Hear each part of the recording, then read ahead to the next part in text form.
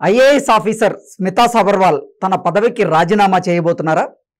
తాను రాజకీయ ఆరంగేట్రం చేయబోతున్నారా? ఆ పెద్దాయనే ఆవిడను రాజకీయాల్లోకి తీసుకురాబోతున్నారా?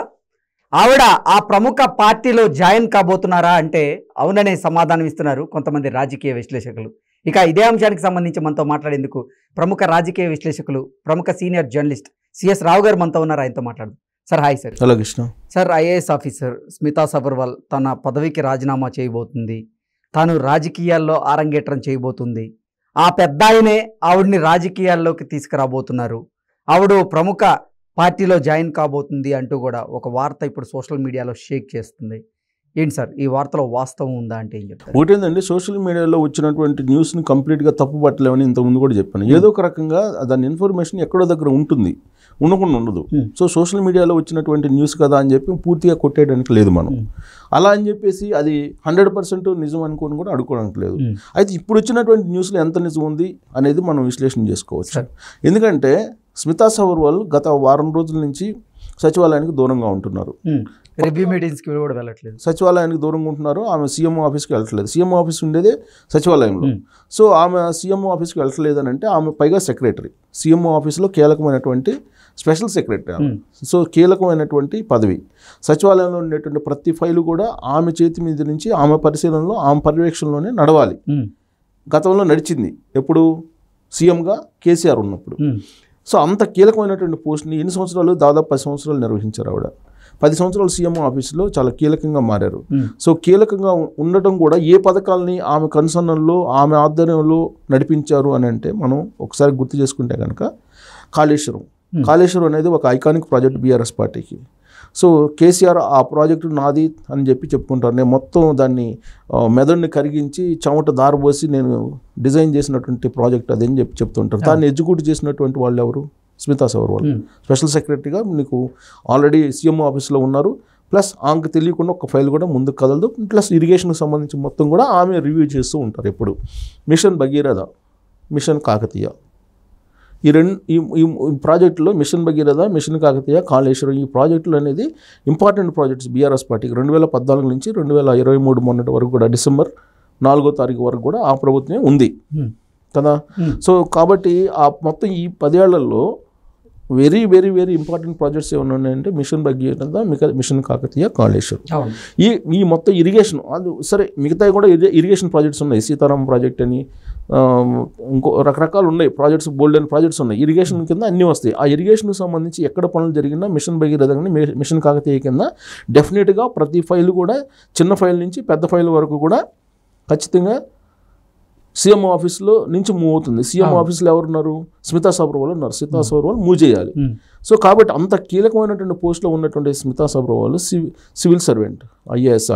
ఆవిడ ప్రభుత్వం మారిన తర్వాత ముఖ్యమంత్రిగా రేవంత్ రెడ్డి పదవి ప్రమాణ స్వీకారం చేసిన తర్వాత ఒక్కసారి కూడా కనిపించలేదు. ప్లస్ రివ్యూ మీటింగ్లో కూడా రాలేదు. ఇది కోడ్ ఆఫ్ కండక్ట్ కింద, అంటే కోడ్ ఆఫ్ కండక్ట్ మీద సెంట్రల్ మార్గదర్శకాలు ఉంటాయి. సివిల్ సర్వెంట్లకు కొన్ని మార్గదర్శకాలు ఉంటాయి.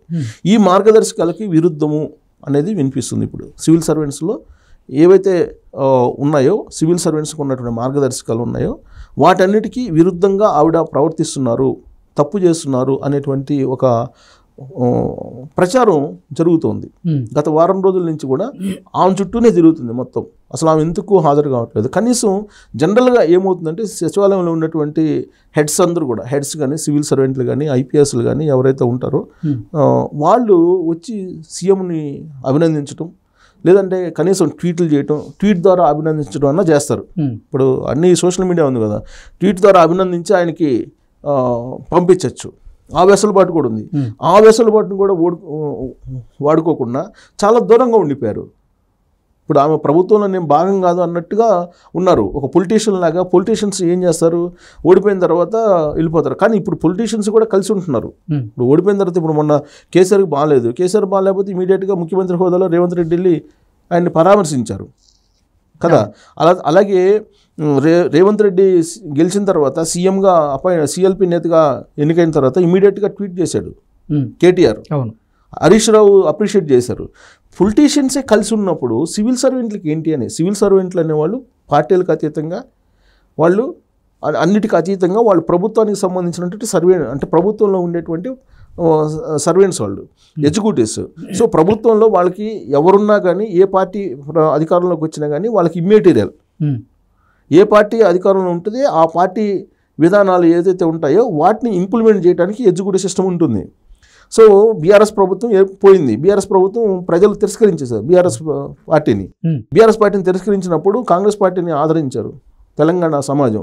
సో అలాంటప్పుడు కాంగ్రెస్ పార్టీ ఆధ్వర్యంలో ప్రభుత్వం ఏర్పడింది.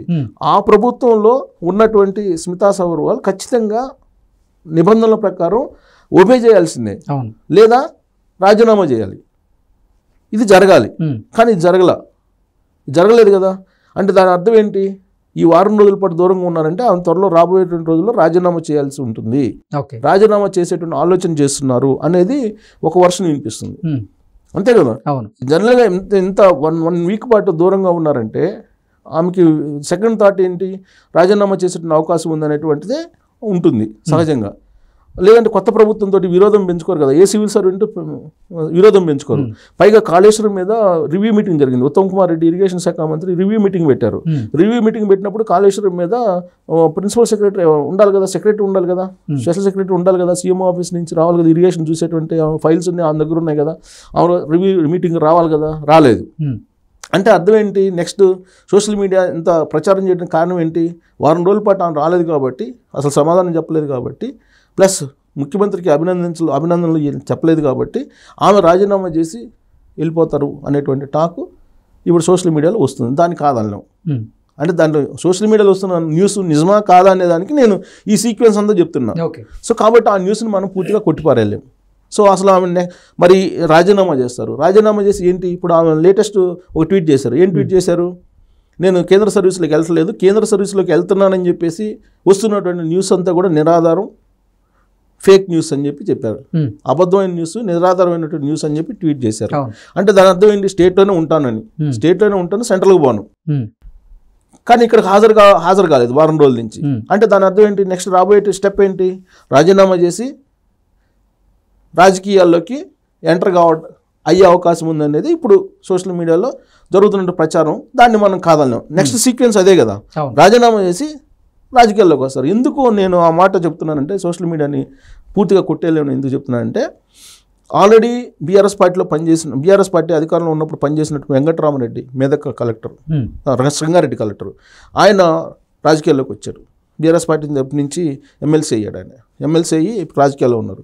అలాగే DM&HO director of health DMHO కాదు, డైరెక్టర్ ఆఫ్ హెల్త్ శ్రీనివాసులు ఆయన ఖమ్మంలో ఏదో కాన్స్టిట్యున్సీ, రిజర్వ్ కాన్స్టిట్యున్సీ, ఆ రిజర్వ్ కాన్స్టిట్యున్సీ నుంచి పోటీ చేయడానికి ఆయన కూడా బీఆర్ఎస్ పోయి పాదాభివందనం చేశారు కేసీఆర్కి. సో అంటే బీఆర్ఎస్ ప్రభుత్వంలో పనిచేసినటువంటి కీలకమైనటువంటి అధికారులు, కలెక్టర్లు కానీ లేదంటే ఉన్నతాధికారులు రాజకీయాల్లోకి వచ్చినటువంటి నేపథ్యం ఉంది. కాబట్టి ఇప్పుడు స్మితా సబర్వాల్ ఇప్పుడు ఇన్ని రోజుల పాటు సెక్రటరియట్కి రాకుండా దూరంగా, ఈ ప్రభుత్వానికి దూరంగా ఉన్నారంటే రాజీనామా చేసే అవకాశం ఉందనేది ఒకటి అనుకోవచ్చు. రాజీనామా చేసి ఆమె ఎక్కడికి వెళ్తారు అని అంటే రాజకీయాల్లోకి వెళ్తారని చెప్పి నెక్స్ట్ వచ్చేటువంటి ఒక అభిప్రాయం, అంతే కదా. సో నిజంగా సివిల్ సర్వెంట్గా కొనసాగాలని అంటేనేమో మీరు ప్రభుత్వంలో కొత్త ప్రభుత్వం ఏర్పడంగానే ఆ ప్రభుత్వంలో భాగస్వాములు కావాలి. మీరు భాగస్వాములు కాలేదు అని అంటే రాజీనామా చేయడానికి మీరు ఆవిడ సిద్ధపడ్డారనేది సోషల్ మీడియా న్యూస్. రాజీనామా చేసి సివిల్ ఉద్యోగులు అంటే ఉన్నతాధికారులు ఎటు వెళ్ళారు?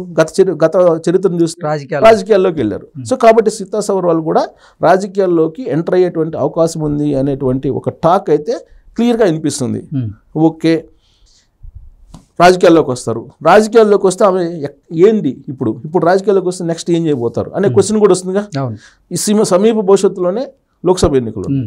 సో లోక్సభ ఎన్నికల్లో ఆమెని రాజకీయాల్లోకి దించాలని ఒక పెద్ద తలకాయ, ఒక కీలకమైనటువంటి పార్టీ, తెలంగాణలో అత్యంత కీలకమైనటువంటి పాపులర్గా ఉన్నటువంటి పార్టీ ఏదైతే ఉందో ఆ పార్టీకి సంబంధించినటువంటి చీఫ్ ఆమె చేత రాజీనామా చేయించి లోక్సభ ఎన్నికల్లో ఎంపీగా పోటీ చేయించాలి అనేటువంటి ఒక ఆలోచన చేస్తున్నాడు అనేది ఇప్పుడు మనకు తాజాగా వస్తున్నటువంటి సమాచారం. అంటే ఎంపీగా పోటీ చేయబోతున్నారు స్మితా సబర్వాల్ని ఎంపీగా దింపడానికి కీలకమైనటువంటి ఒక పార్టీ రెడీ చేసింది. అంటే ఆ పార్టీ వేరే పార్టీతో అలయన్స్ పెట్టుకుంటుందా లేదా ఇలాంటి చర్చ జరుగుతుంది ఇప్పుడు. అందుకే దాన్ని ఒక పార్టీ అని ఎందుకు చెప్తానంటే ఆ పార్టీని కూడా మెన్షన్ చేయగలను. కానీ ఆ పార్టీ ఒకవేళ పొత్తు పెట్టుకుంటే స్మితా సబర్వాల్ పొత్తు పెట్టుకున్నటువంటి ఇంకో పార్టీతో వెళ్తారనేది కూడా సందేహం ఉంది. సో కాబట్టి ఇప్పుడు స్మితా సబర్వాల్ దాస్ అండి, ఆవిడ పూర్తి పేరు స్మితా సబర్వాల్ దాస్. ఓకే, అందుకే ఆకునూరు మురళి ఒక ట్వీట్ పెట్టారు. ఏం పెట్టారు? కేంద్ర సర్వీస్కి వెళ్ళి సామాజిక వర్గాన్ని ఉపయోగించుకొని నెట్వర్క్ను ఉపయోగించుకొని కేంద్ర సర్వీస్కి వెళ్ళి సేఫ్గా ఉండాలని ప్రయత్నం చేస్తున్నారు ఆవిడ అని చెప్పి ఒక ట్వీట్ పెట్టారు ఆకునూరు మురళి, రిటైర్డ్ ఐఏఎస్. రాష్ట్ర సర్వీసుల్లో ఉన్నప్పుడు మీరు ఏ తప్పు చేయకపోతే మీరు కేంద్ర సర్వీసులకు ఎందుకు వెళ్తారు అనేటువంటి ఒక ట్వీట్ పెట్టారు ఆయన. ఆ ట్వీట్ని ఖండిస్తూ ఆమె పెట్టారు, నేను కేంద్ర సర్వీసులకు వెళ్ళట్లేదు అని వరుసగా ట్వీట్లు పెట్టారు ఆవిడ. సో అంటే కేంద్ర సర్వీసులకు వెళ్ళట్లేదు, ఇక్కడే ఉంటున్నారు. సో కాబట్టి ఇప్పుడు ఒక పార్టీకి సంబంధించి కీలకమైనటువంటి పెద్ద ఇచ్చిన డైరెక్షన్ మేరకు ఆమె రాజకీయాల్లోకి వస్తున్నారు అనేది ఇప్పుడు వినిపిస్తున్నటువంటి టాకు. వచ్చిన తర్వాత ఎక్కడి నుంచి పోటీ చేస్తారు, లేదా ఆ పార్టీ నుంచి పోటీ చేస్తారా, లేదా ఆ పార్టీ ఇంకో పార్టీతోటి ఇంకో నేషనల్ పార్టీతోటి పొత్తు పెట్టుకునే అవకాశం ఉందని చెప్పి వినిపిస్తుంది. ఆ పొత్తు పెట్టుకునే నేషనల్ పార్టీతోటి తరఫున స్మితా సబర్వాల్ని పోటీ చేపిస్తారా అనేది ఒక సందిగ్ధం ఉంది. అయితే ఎక్కడి నుంచి పోటీ చేసే అవకాశం, ఏ కాన్స్టిట్యూన్సీ ఏ లోక్సభ స్థానం నుంచి ఆమె పోటీ చేసే అవకాశం ఉంది అనే దాని మీద కూడా చర్చలు జరుగుతున్నాయి. కొంచెం లోతుగా వెళ్తే కనుక ఆ పార్టీలో సో ఆప్షన్స్ తీసుకుంటే కనుక స్మితా సబర్వాల్ రాజకీయాల్లోకి వస్తే ఇప్పుడు జరుగుతున్నటువంటి ప్రచారం ప్రకారం ఫస్ట్ సికింద్రాబాద్ నుంచి పోటీ చేసే అవకాశం ఉంది లోక్సభకి అనేది ఒకటి వినిపిస్తుంది. ఎందుకంటే తలసాని శ్రీనివాస్ యాదవ్, అలాగే కిషన్ రెడ్డి, వీళ్ళందరూ పెద్ద పెద్ద పార్టీల నుంచి ఎంతమంది ఉండొచ్చు. ఇప్పుడు కిషన్ రెడ్డి బీజేపీ. సో రాబోయేటువంటి రోజుల్లో పొత్తు ఇవన్నీ వాటి ఉంటాయి కదా, ఉండేదాన్ని బట్టి ఈమె ఏ పార్టీలో ఉంటారనేది ఒకటి. రెండు, కాన్స్టిట్యున్సీ అయితే చెప్తున్నా, పార్టీ ఏదైనా సరే కాన్స్టిట్యున్సీ మాత్రం చెప్తున్నా. పార్టీ ఏదనేది నెక్స్ట్ మనం కొంత టైం తీసుకుని ఇన్ఫర్మేషన్ బట్టి చెప్పొచ్చు. సికింద్రాబాద్లో ఎందుకు ప్రయారిటీ స్మితా సబర్వాల్ అంటే అక్కడ నార్త్ ఓట్ బ్యాంక్ ఎక్కువ ఉంటుంది, నార్త్ ఓట్ బ్యాంక్. సో కాబట్టి నార్త్ ఓట్ బ్యాంక్ ఎక్కువ ఉంటుంది కాబట్టి ఈమె అట్రాక్ట్ చేస్తారనేది ఒక ఈక్వేషన్. అందుకే సికింద్రాబాద్ ప్రయారిటీ. రెండు, ఒకవేళ సికింద్రాబాద్ కాకపోతే మల్కాజ్గిరి ఎందుకనంటే మల్కాజ్గిరిలో అక్కడ రేవంత్ రెడ్డి ఉన్నారు. రేవంత్ రెడ్డి కాన్స్టిట్యున్సీ, రేవంత్ రెడ్డి ఆల్రెడీ రాజీనామా చేశారు. సో ఇప్పుడు అక్కడ రేవంత్ రెడ్డి పోటీ చేసి గెలిచిన దగ్గరనే స్మితా సబర్వాల్ని దింపి గెలిపించాలి అనేది ఆ పార్టీ యొక్క లక్ష్యం. రేవంత్ రెడ్డి మీదనే, రేవంత్ రెడ్డి సీఎం కాగానే ఈమె వెళ్ళట్లేదు కదా సెక్రటరియట్కి. కాబట్టి రేవంత్ రెడ్డి ఎక్కడైతే మల్కాజ్గిరిలో ఎంపీగా ఉండి రాజీనామా చేశాడో అదే లోక్సభ నుంచి స్మితా సబర్వాల్ని గెలిపించి లోక్సభకు పంపించాలనేది ఆ పార్టీలో ఉండేటువంటి పెద్ద ఆయన యొక్క లక్ష్యం అని టాక్. థర్డ్ ఆప్షన్ ఏంటి? నిజామాబాద్. Third option Nizamabad. ఎందుకు నిజామాబాద్? అక్కడ నార్త్ మొన్న జరిగినటువంటి అసెంబ్లీ ఎన్నికల్లో నిజామాబాద్, ఆదిలాబాద్లో ఎక్కువగా అసెంబ్లీ స్థానాలు వచ్చాయి. ఏ పార్టీకి వచ్చినాయి? ఎక్కువగా బీజేపీకి వచ్చినాయి. సో బీజేపీకి వచ్చినాయి కాబట్టి అక్కడ నార్త్ ఓట్ బ్యాంక్ని చీల్చడానికి లేదా నార్త్ ఓట్ బ్యాంక్ని అట్రాక్ట్ చేయడానికి నిజామాబాద్కి స్మితా సబర్వాల్ని థర్డ్ ఆప్షన్ కింద అక్కడ పంపించేటువంటి ఆలోచన చేస్తున్నారనేది ఇంకో టాక్ నడిపిస్తుంది. ఇవన్నీ కూడా ఈ కాన్స్టిట్యున్సీలు ఎక్కడి నుంచి ఆమె పోటీ చేయబోతున్నారు అనే దానికి అలయన్స్ అనేది ఒకటి ఉంది.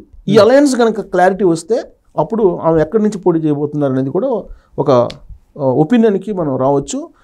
ఈ ప్రచారాన్ని అయితే మనం కొట్టిపారేయాలి. ప్రస్తుతానికైతే ఆ రాజకీయాల్లోకి రావడానికైతే ఫిక్స్ అయిపోయారు అనేది వినిపిస్తున్నటువంటి ఒక పెద్ద టాకు. సో దాన్ని పూర్తిగా మనం కాదన్నాం సోషల్ మీడియాలో ఉండేది. సో అంటే ఈ రోజుల పాటు, వారం రోజుల పాటు దూరంగా ఉన్నారంటే నెక్స్ట్ స్టెప్ రాజీనామా చేయటం. రాజీనామా చేసి ఎక్కడికి వెళ్తున్నారు ఇప్పుడు? ఉన్నతాధికారులు రాజకీయాల్లోకి వెళ్తున్నారు. రాజకీయాల్లోకి వెళ్తే ఆమె ఎక్కడి నుంచి లోక్సభ నుంచి పోటీ చేయాలి, లోక్సభ నుంచి ఎక్కడి నుంచి పోటీ చేస్తారంటే ఇది. ఓకే.